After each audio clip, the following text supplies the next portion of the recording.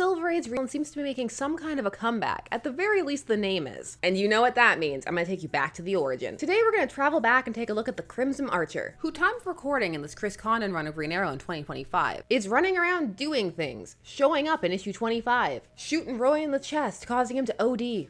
He's shooting people up with drugs, but using arrows to do so. All of this is making Ollie cast back to past times and reflect on how poorly he reacted the first time. Also, hopefully the Doctor in those stories is in on it, because there's a whole, we don't know what happened to him, except that in the issue where he got shot, there was a chest wound and blood. But as for the original Crimson Archer, he appeared in one issue, one short story in Adventure Comics. So of course, we're gonna take a look at it. I'm Sasha, this is Casually Comics, and it's time to take a look at yet another one of Green Arrow's archery-themed foes. Trying to out-archer Ollie is just a thing. Is the Crimson Archer as cool as the Rainbow Archer though? Let's find out. The Crimson Archer debuted in Adventure Comics 259 in 1959, in the third story in the issue titled The Green Arrow's Mystery Pupil. It was written by ? But the art is by Lee Elias. The first story in this is a Superboy story by Otto Binder, and it features Superboy having to order his robots into the sea after him and them develop Diamond Vision. Swiftly, Superboy reaches a sad decision. Sorry, but for the sake of innocent people, I must fling you robots to the sea bottom. You'll have to stay down there until I can find some way to cure our terrible D-Vision,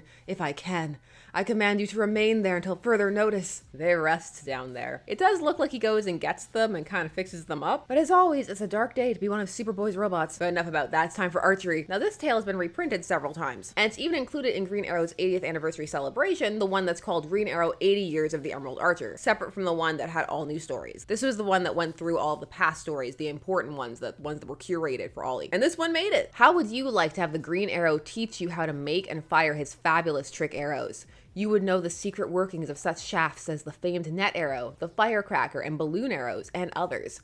That's what happens to millionaire Hector Vance, who would be as great as the master himself when he becomes the Green Arrow's mystery pupil. It is not a mystery, you just named him. Now the best thing about this teaser is the entirely accurate location where this duel is about to go down. It is indeed going to happen in a random suburb. As for how the story itself opens, someone has taken out a personal ad requesting Green Arrow. An urgent ad appears in the papers one day, attracting the attention of two familiar figures. Personal ads. Green Arrow, please contact box 41X immediately, important. That could mean anything and almost certainly be a trap, so of course Ollie goes and he brings Speedy. Also, how many imposters do you think showed up before actual Green Arrow showed up? That's a whole other story. Presently, in response to the ad, I summoned you, Green Arrow, because I have a $1 million check for your favorite charities if you'll train me to be a master archer like yourself. I never refuse money for charities. I accept your offer. What could possibly go wrong? This is pre-70s Oliver Queen. He's not quite the level of cynicism that he's gonna reach. Now, Ollie gets to work and really does start teaching him everything, not just the basic techniques, but all about the special trick arrows. We do get to hear about some of the ones from the teaser, the balloon, the net, not the firecracker, that was a lie. So he's just willing to give this seemingly eccentric millionaire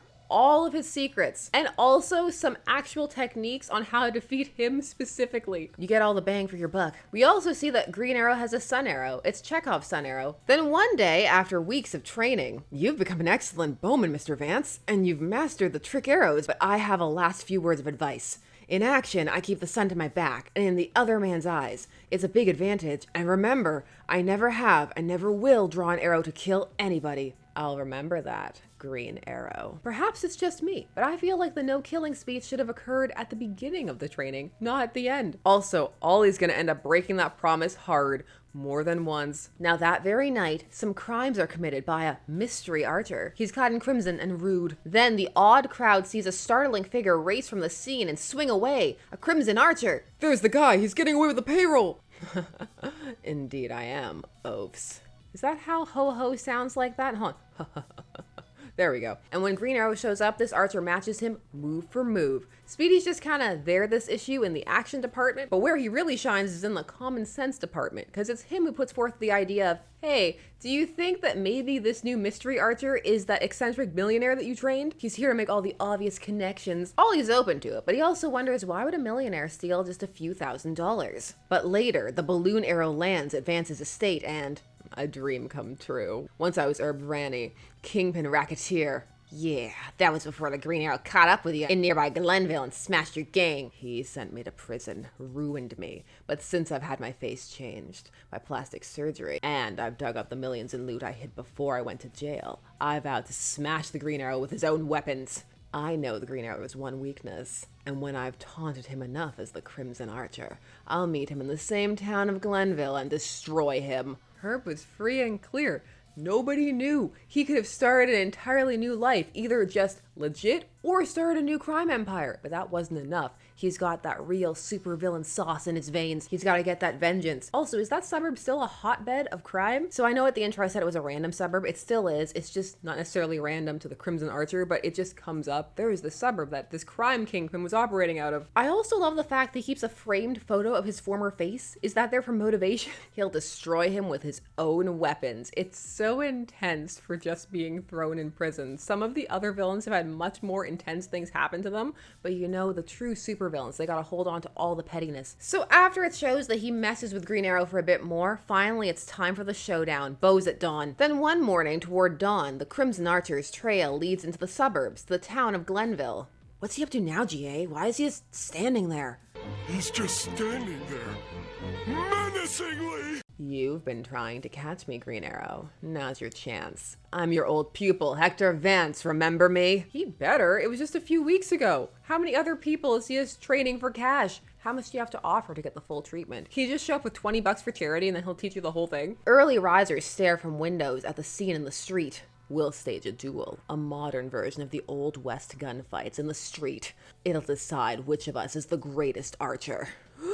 Great guns, a battle of bows. Nice double alliteration. Also, this plan is veering, the vengeance, we're shifting, we're losing focus. Other motivations are getting in the way, and that's when these plans fail. Now, because Ollie was so candid about how he likes to fight, Hector has obviously positioned them so that the sun is in Green Arrow's eyes. He's given him that golden/magic hour duel experience. First, I'll loosen you up a little bit with some near misses. And remember, you won't kill, but I will. Where are you on the whole near miss terminology? I know some people feel that a near miss is a hit, and so it's not exactly accurate phrasing, while some take it in the spirit of which it is intended, which is that it nearly hit. Where are you with that? If I could only get a better look at him, but I can't. The sun's in my eyes. Like all the suburbanites, Speedy watches. Now, this is a short story, so we do not have much time. So that means it's time for that sun arrow. Ollie uses it, and apparently Hector just forgot about it. You would think that an arrow that replicates the sun would be hard to forget. However, he's blinded by the sun, and so Green Arrow uses a rope arrow to cast the Crimson Archer. And he would have gotten away with it if he just killed him on the first shot, which he could have. Or if he just decided to live out his life and not try this in the first place.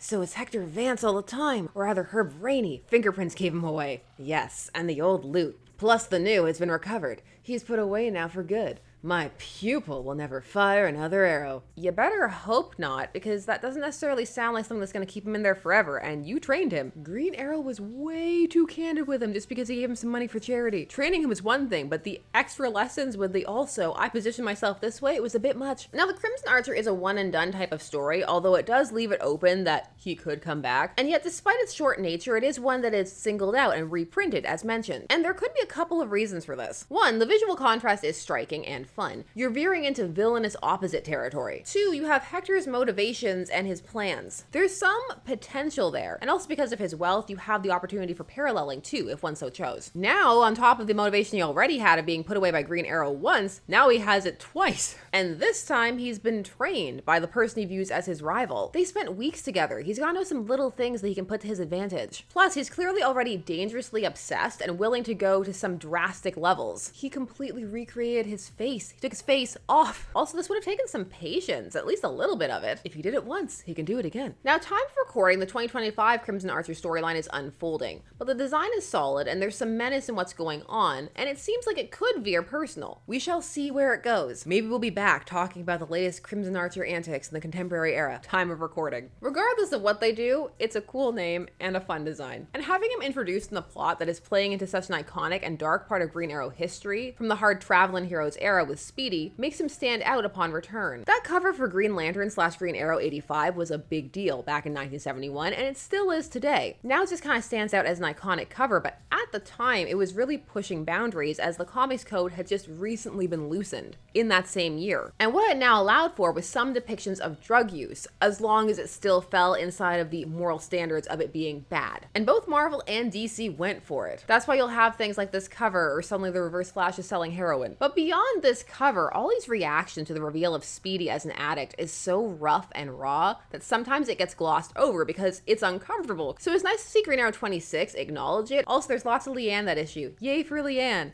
Not yay for what she's witnessing. Also, for those who have been out for a while, yes, Leanne Harper is alive. DC has been playing a lot with its lengthy history as of late, and personally, I'm here for it. DC is full of characters like the Crimson Archer, who appeared maybe once or twice, but have bases or designs that have a lot to work with. There's so much potential with so many characters. Come on, Rainbow Archer. He appeared in 3 issues, time of recording, and I actually really like his costume. It's doing something a bit different. It's got some color play on it. That's because he's an artist turned villain, and he loves all colors but green. Oh no, I can feel myself really wanting to make a Rainbow Archer video.